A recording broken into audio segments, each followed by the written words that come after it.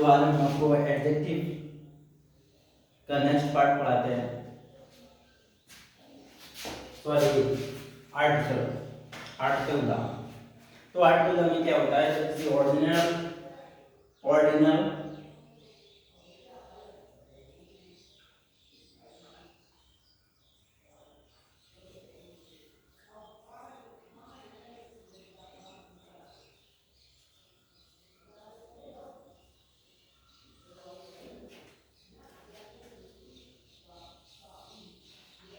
Ordinal adjective का जब प्रयोग होता है तो उससे पहले क्या प्रयोग किया जाता है, the.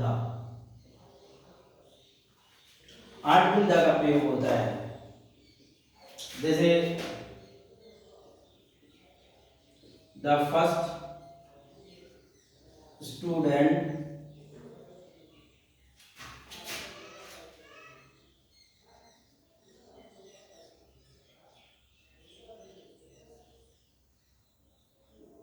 comes at time।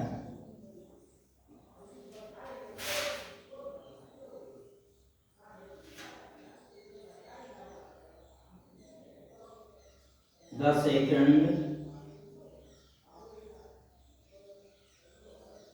member of our society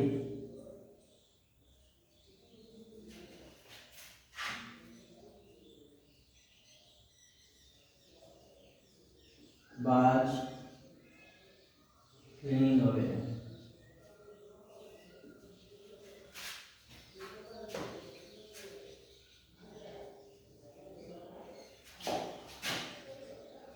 The fifth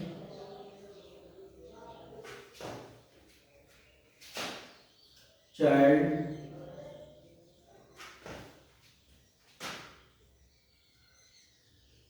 is no more।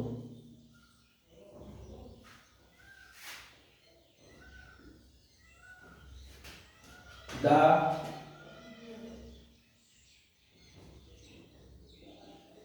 sixth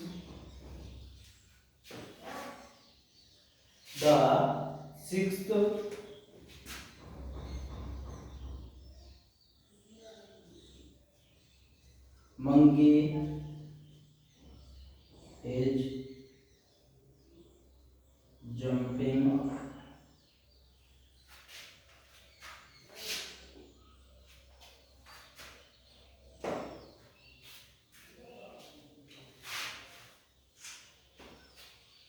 ये एग्जांपल्स हैं, यानी ऑर्डिनल जब ऑर्डिनल एडजेक्टिव आता है तो उससे पहले द का प्रयोग नहीं किया जाता है, क्योंकि ऑर्डिनल एडजेक्टिव तो द का प्रयोग नहीं करते हैं, लेकिन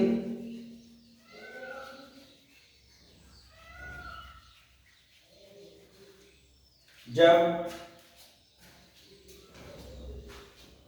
अदर कंडीशन होती है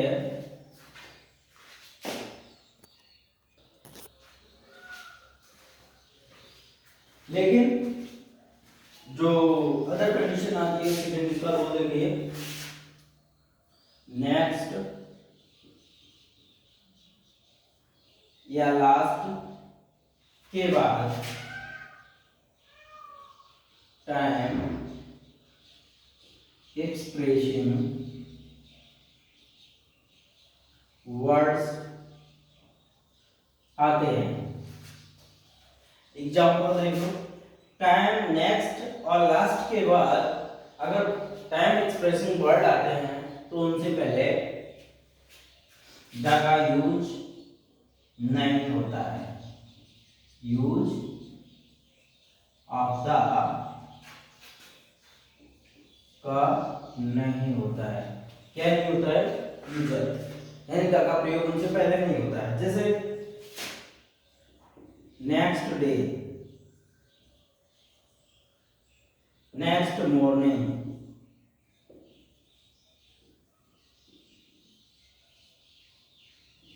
next Monday, last, next day ये जब इसका प्रयोग करते हैं द नेक्स्ट डे, तो it is wrong. The next day it is wrong. The next morning it is wrong. Next Monday, the next Monday करेंगे,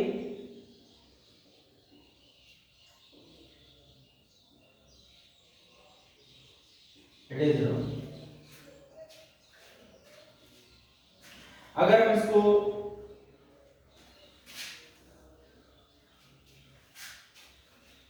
जैसे last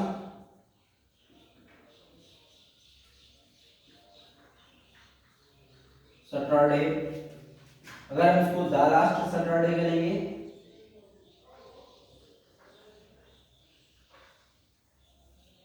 it is wrong.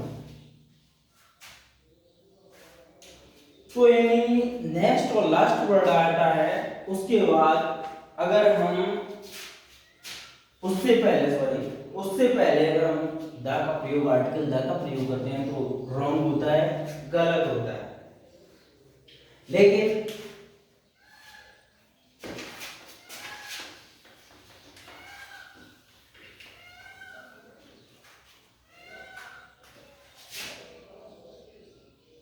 The next, the last March,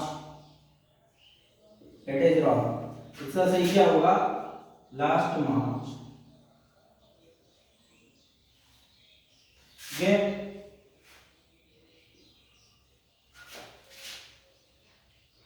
the last year, इसका सही होगा last year.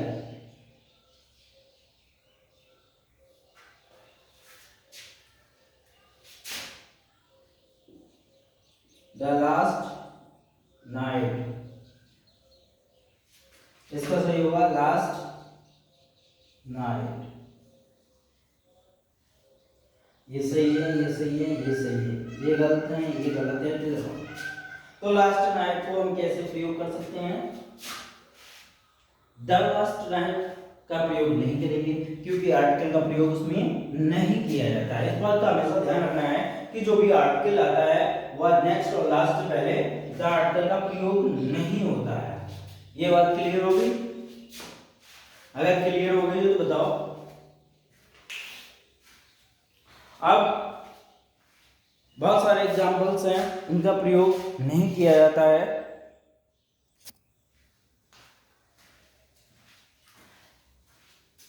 देखिए, हमने इसमें जो next rule पढ़ चुके हैं, कौन से पढ़ चुके हैं ऑर्डिनल एडजेक्टिव के लिए, कि जो ऑर्डिनल एडजेक्टिव आता है, ऑर्डिनल एडजेक्टिव क्या होता है? Fifth, sixth, seventh, eight, nine, यानी जब भी कोई सीरियल नंबर का बताता है कि फिफ्थ, सिक्स्थ, एट्थ, तो उसमें क्या होता है? आर्टिकल का प्रयोग करते हैं। सेकंड रूल क्या पढ़ा? कि जब नेक्स्ट और लास्ट आते हैं, उससे पहले अगर उसके बाद टाइम एक्सप्रेसिंग वर्ड आता है, तो उससे पहले आर्टिकल द का प्रयोग नहीं किया जाता है। लेकिन अब इसका नेक्स्ट कंडीशन क्या आती है? Period of time,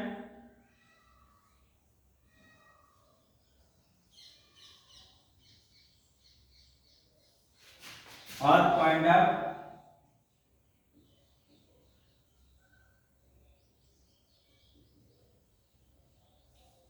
time. Period of time के लिए और पॉइंट ऑफ टाइम के लिए सिंस।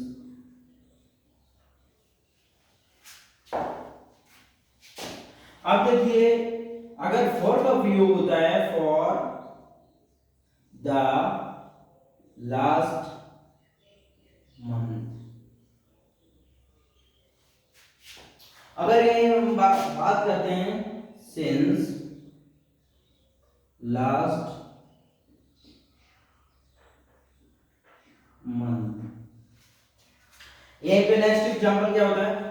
फॉर यानी पीरियड ऑफ टाइम के लिए फॉर प्रयोग किया जाता है, तो क्या होता है? उसमें आर्टिकल द का प्रयोग होता है। अगर हम मेन पॉइंट ऑफ टाइम की बात करें तो सिंस ऑफ लास्ट मंथ यानी सिंस का प्रयोग हो, तो उसके बाद अगर कोई टाइम एक्सप्रेशन वर्ड आता है, नेक्स्ट और लास्ट का प्रयोग भी होता है, तो उसके बाद आर्टिकल द का प्रयोग नहीं होता है। नॉट आर्टिकल द, और यहां पर क्या होगा, यूज द।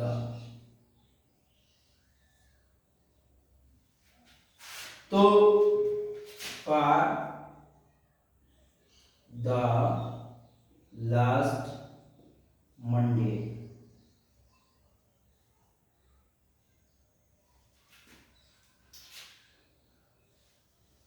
यहां पर क्या होगा, since last Monday. Next example देखो, यहां पर क्या होगा, अगर हम नेक्स्ट वन करें, फॉर द नेक्स्ट संडे, अगर हम इसको सिंस अगर इससे पहले आ जाता है तो आर्टिकल द का प्रयोग नहीं होगा। सिंस नेक्स्ट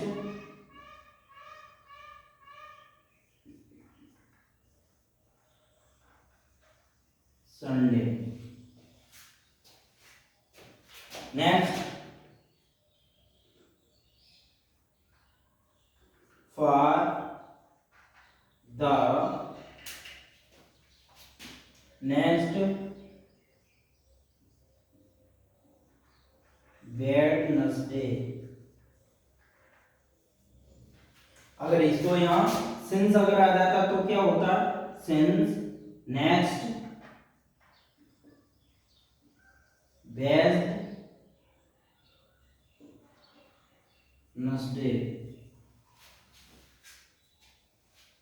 ठीक है, तो ये भी डिफरेंस आपको समझना है कि अगर सिंस आता है तो आर्टिकल सिंस के बाद आर्टिकल द का प्रयोग नहीं होता है। इसका रीजन भी है, पॉइंट ऑफ टाइम के लिए आर्टिकल द का प्रयोग नहीं होता है। लेकिन अगर हम फॉर पीरियड ऑफ टाइम का प्रयोग करते हैं तो फॉर ईयर आता है तो फॉर के बाद आर्टिकल द का प्रयोग होता है। इस बात को भी आप याद रखना कि सिंस और फॉर के लिए क्या क्या डिफरेंस रहता है।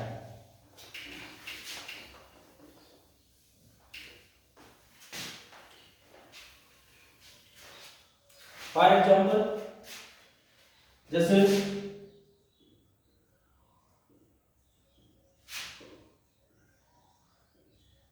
Sheila meets me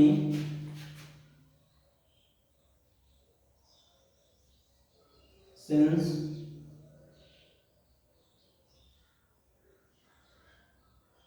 last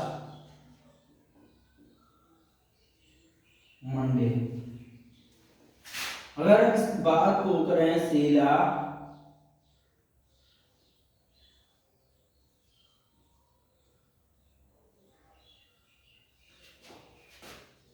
will come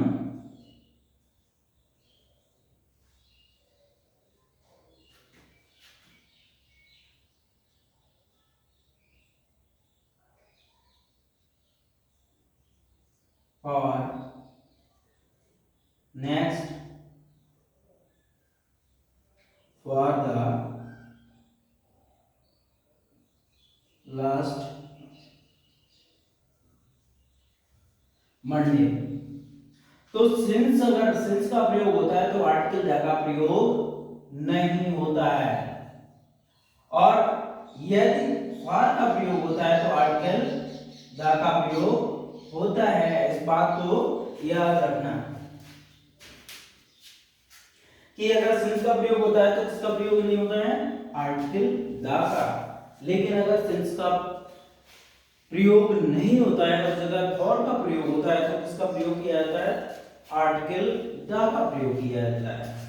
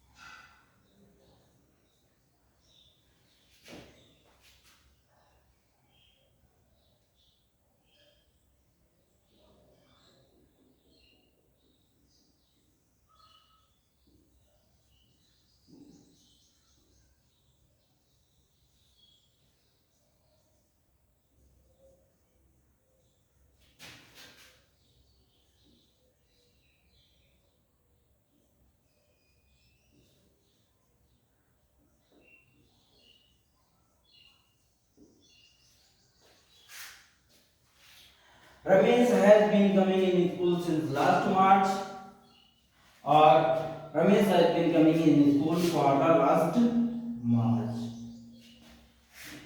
देखिए अगर यहाँ पर सिंस का प्रयोग हुआ है तो आर्टिकल द का प्रयोग नहीं हुआ है, यहाँ पर फॉर का प्रयोग हुआ है तो आर्टिकल द का प्रयोग हुआ है। यदि हम यहाँ पर सिंस के बाद द का प्रयोग कर देते हैं, ऐसा लिख देते हैं सिंस द लास्ट मार्च, तो ये क्या हो जाएगा, गलत हो जाएगा, इट इज रॉन्ग। और यदि फॉर के बाद हम द नहीं लगाते हैं तो it is wrong. Condition applied, क्योंकि फॉर का प्रयोग पीरियड ऑफ टाइम के लिए बताने के लिए किया जाता है, सिंस का टाइम पॉइंट ऑफ टाइम बताने के लिए किया जाता है। तो point of time and period of time में डिफरेंस समझ लीजिए। अगर सिंस का प्रयोग होता है तो आपको आर्टिकल द का प्रयोग नहीं करना है। यदि फॉर का प्रयोग, यदि फॉर आता है तो आर्टिकल द का प्रयोग करना है। That's all.